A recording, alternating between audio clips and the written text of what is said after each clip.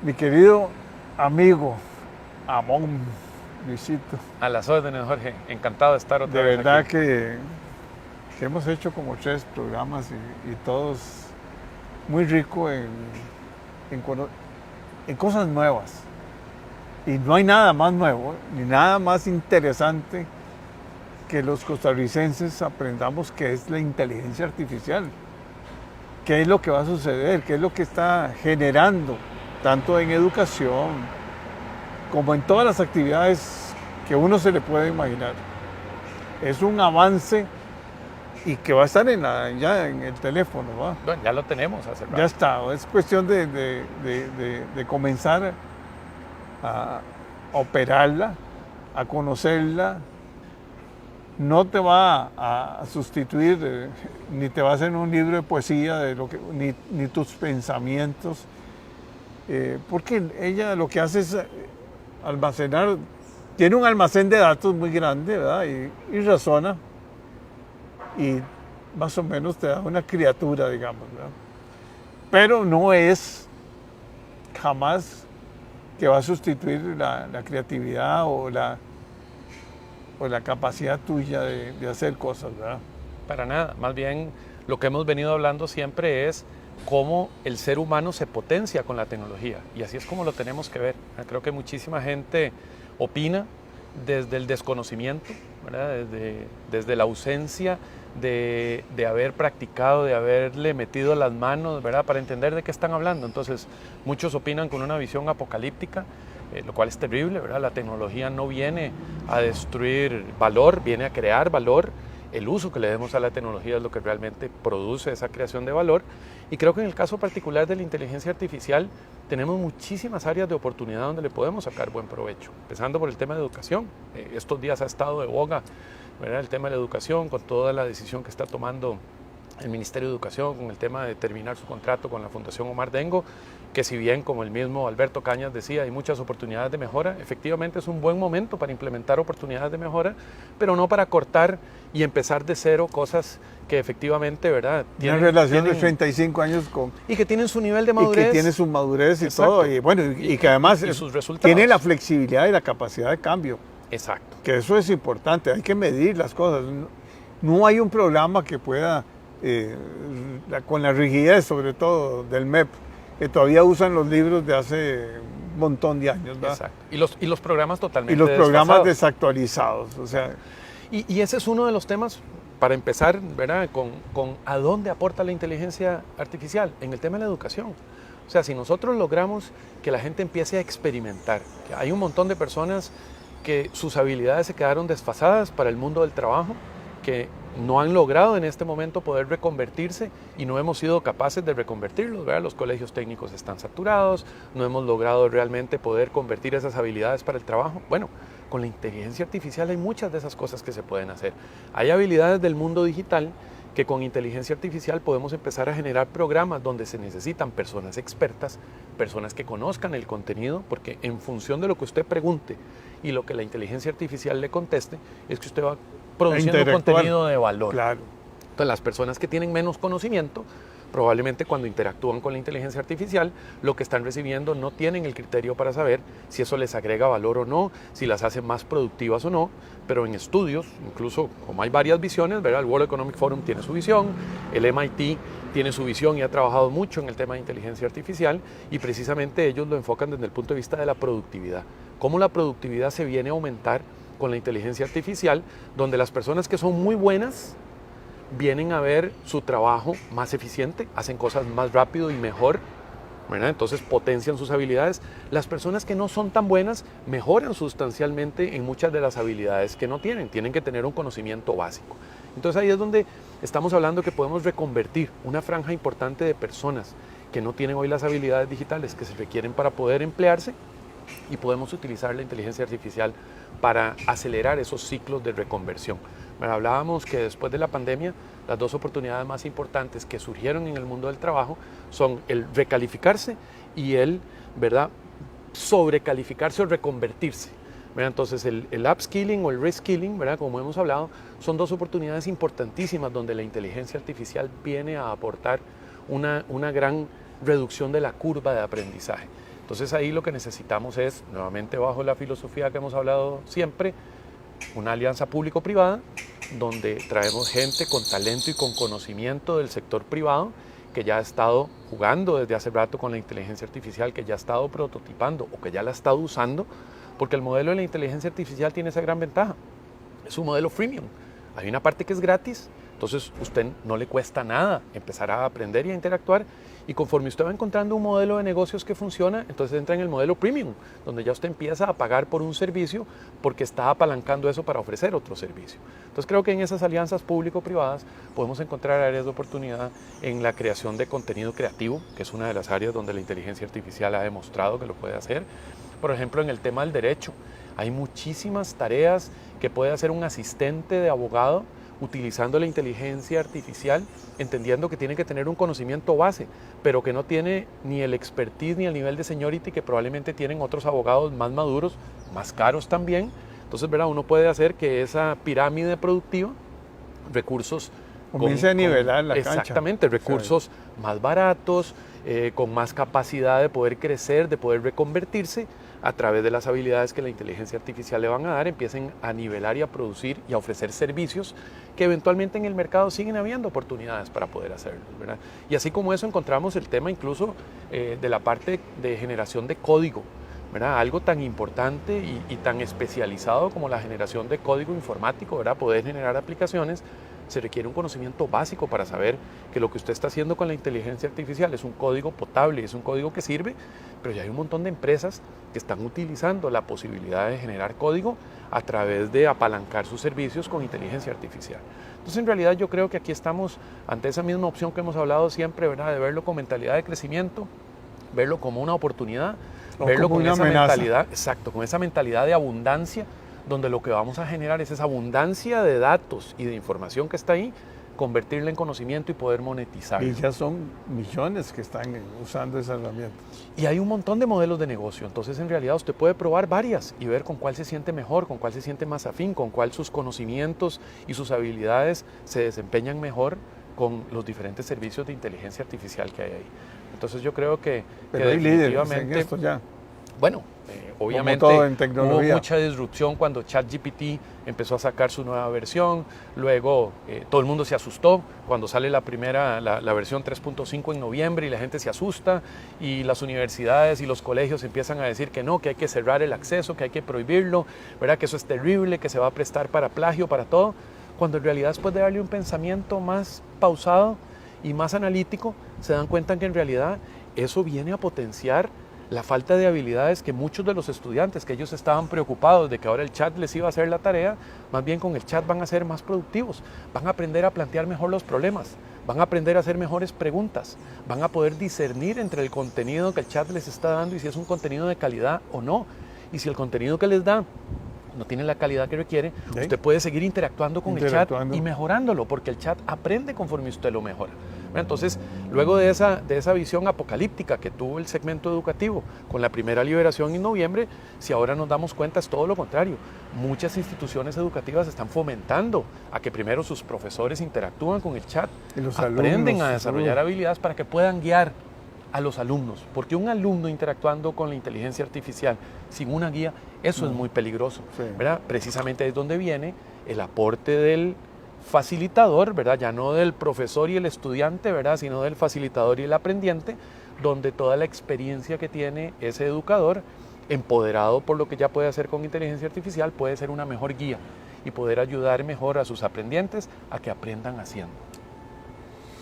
No, y que tenés que, vamos a ver, esto es un poco de programación también, ¿no? Darle reglas, o sea, vos no puedes, si no sabes el potencial que tenés ahí, porque no has interactuado con esa. Hey, yo le digo, redácteme 2.500 palabras sobre, no sé, qué está sucediendo en Rusia en este momento. Bueno, no, es que ahí es una pregunta muy, muy genérica. Te va a decir, bueno, Rusia de población tal, está en guerra con Ucrania por esto y esto y esto, pero vos tenés que conocer un poco qué es el contexto. El contexto de lo que vos necesitas. Entonces ahí sí comenzás a decir, bueno, ¿Cuál es la población de Rusia? ¿Cuántos soldados tiene? ¿Qué significa Ucrania? ¿Qué significa la invasión? ¿Cuántos? Claro, ahí hay algo muy importante y es que además ChatGPT no tiene cargada la información actual. Eso es algo muy importante. Sí. Tiene carga hasta un cierto momento. Entonces, si yo le pregunto algo por el conflicto bélico, hoy no tiene esa última información actualizada de acuerdo a los medios. Entonces, hay que plantearlo más precisamente con el enfoque que le estabas dando. Póngame contexto. ¿Quién es Rusia?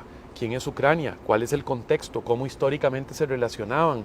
¿Cuáles han sido los conflictos o cuáles pueden ser los intereses? ¿Verdad? Entonces, nuevamente, ¿qué significa Kiev para los rusos? Bueno, entonces... Exacto. ¿Qué significa tener esa salida al mar? ¿Qué significa tener la posibilidad de conectar Asia con Europa, etcétera? ¿Verdad? Entonces, en contexto, el aprendiente, con además una buena guía, claro, y eso además va a combatir mucho precisamente la posverdad. Porque ese es el problema, cuando alguien pregunta y no sabe, lo que le contestan lo toma como una verdad y lo repite.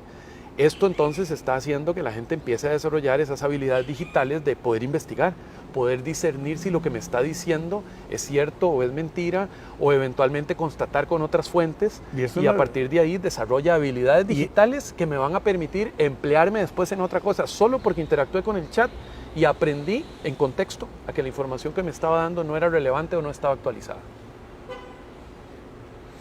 Y acordémonos que ellos manejan una base de datos ¿verdad? O sea, que pueden hacer cosas de investigación que uno no va a poder llegarle. O sea, bueno, sí le puedes llegar, pero ¿cuántas horas son? ¿Cuánto esfuerzo? Es lo que estamos hablando. ¿Cuánto esfuerzo? La productividad cambia. De hecho, en el tema de productividad también eso es muy interesante, ¿verdad? Cómo uno empieza a tomar las ventajas de lo que ya usted sabe que la inteligencia artificial puede hacer mejor. Entonces, ¿en qué cosas está más desarrollado? ¿Qué servicios ya están funcionando? Y cómo yo puedo creativamente entender cómo me puedo apalancar de ahí y ofrecer un servicio que en Costa Rica no se está dando, que en el sector donde yo me desempeño todavía no está.